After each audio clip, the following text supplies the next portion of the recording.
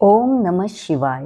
श्री शिवमहापुराण रुद्रसंहिता सृष्टीखंड अध्याय 19.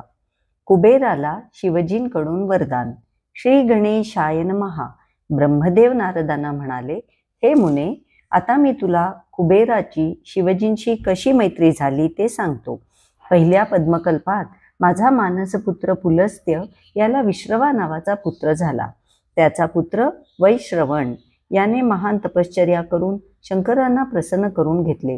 त्यांच्या कृपाप्रसादाने तो विश्वकर्मा निर्मित अलकापुरीचा राजा झाला. तो कल्प संपून मेघवाहन कल्पास आरंभ झाला, तेव्हा यज्ञदत्ताचा पुत्र अलकापुरीचा राजा झाला. तो शिवनिर्मित काशीनगरीस आला. तेथे शिवलिंग स्थापन केले, त्याची यथाविधी पूजा केली. 11 रुद्रांचे स्मरण करून तो तपोमग्न झाला.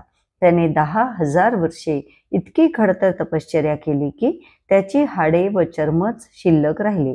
त्याच्या आराधनेने भगवान शिव प्रसन्न झाले. ते उमेसह त्यांच्या सन्मुख प्रकट झाले व म्हणाले, हे अलकापते, तुझी भक्ती आणि तपश्चर्या पाहून मी अत्यंत संतुष्ट झालो आहे. तरी इच्छित वर मागून घे. कुबेराने डोळे उघडले.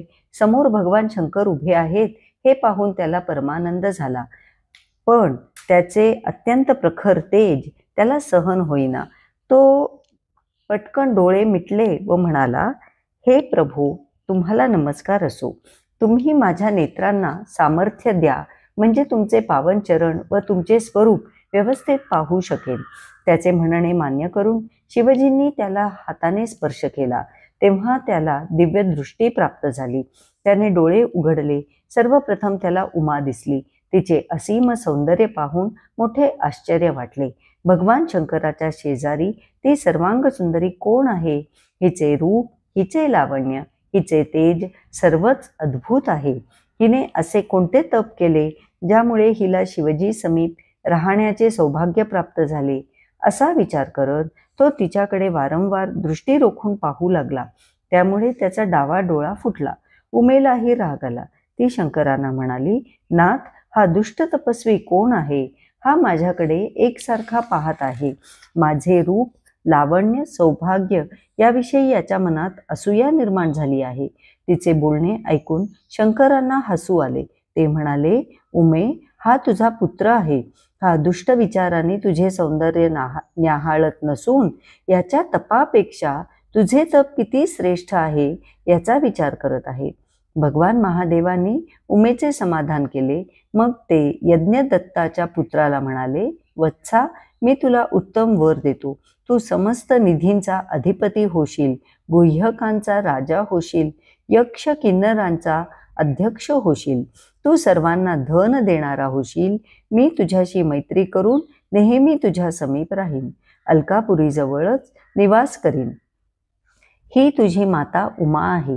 हिला नमस्कार कर. मग ते उमेला उद्देशून म्हणाले, देवी, या पुत्रावर प्रसन्न हो. त्यांचे बोलणे ऐकून ती म्हणाली, वत्सा, शंकरावर तुझी नेहमी निर्मळ भक्ती राहील. डावा डोळा फुटल्यामुळे तुला एकच पिंगल नेत्र असेल.